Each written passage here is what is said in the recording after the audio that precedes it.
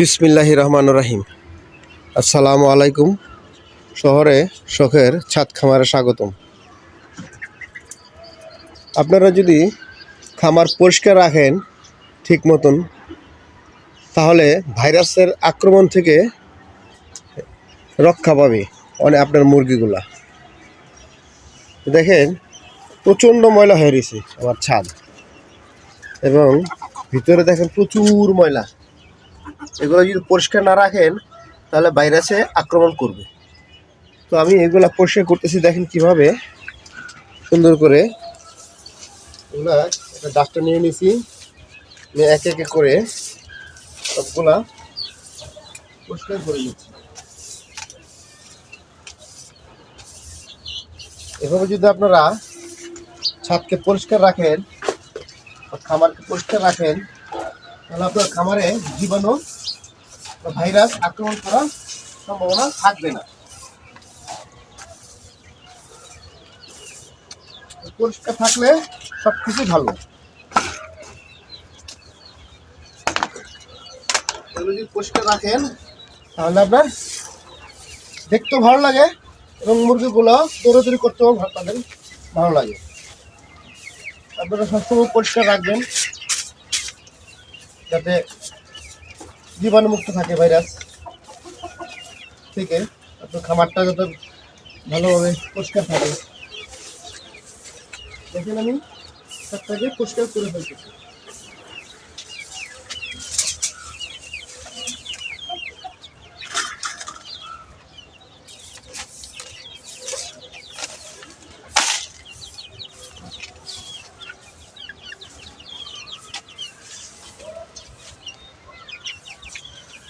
এইভাবে যদি পরিষ্কার রাখেন আপনার ছাদ, আপনার অনেকটা উপকৃত হবেন। আপনি একবার ট্রাই করে দেখেন উপকৃত পান কিনা।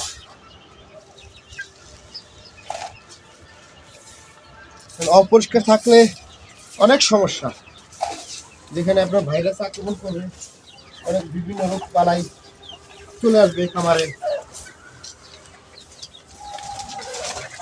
দেখেন আমি পরিষ্কার করে নিচ্ছি।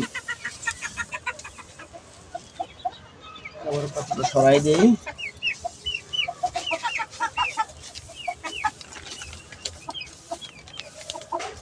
যদি পরিষ্কার রাখেন আপনার খুব ভালো লাগে দেখতে। পরিষ্কার পরিচ্ছন্নতা ইমানের অঙ্গ। ভিতরে অনেক ময়লা আছে,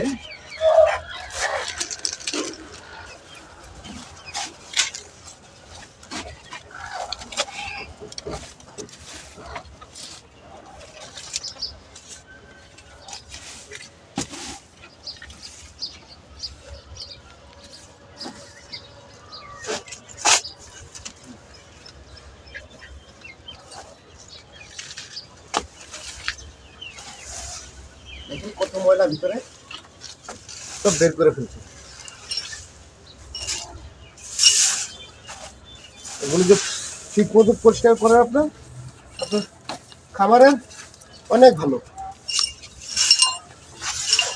রোগবালাই থেকে রক্ষা পায়, বিভিন্ন জীবাণু থেকে, ভাইরাস থেকে।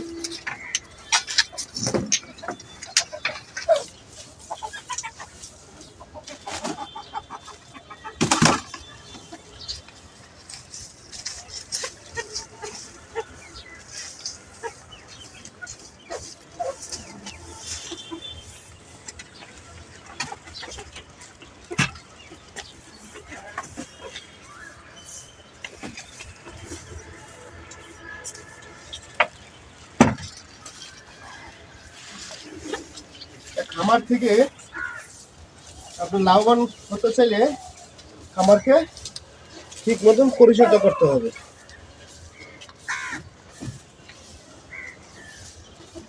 এখন আমি এগুলাকে একটা বস্তা ভরে নেব, এটা একটা জৈব সার করবো পরবর্তীতে গাছের জন্য। এগুলাকে আমি জৈব সার করবো।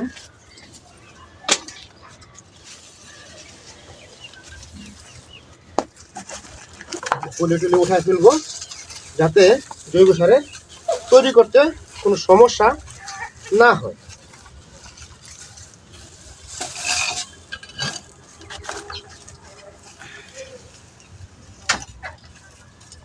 পলিথিনগুলো উঠায় নিচ্ছি, তাহলে আর জৈব সার তৈরি করতে সমস্যা হবে না।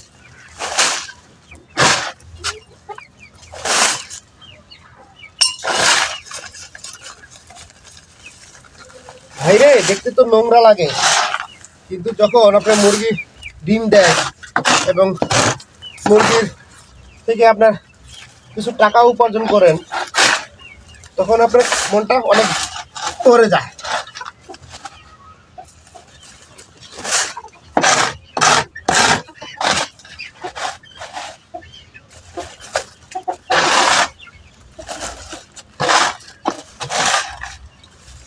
দেখেন এখন কি পরিষ্কার, এখানে কিছু আছে, এগুলো উঠাই ফেলবি।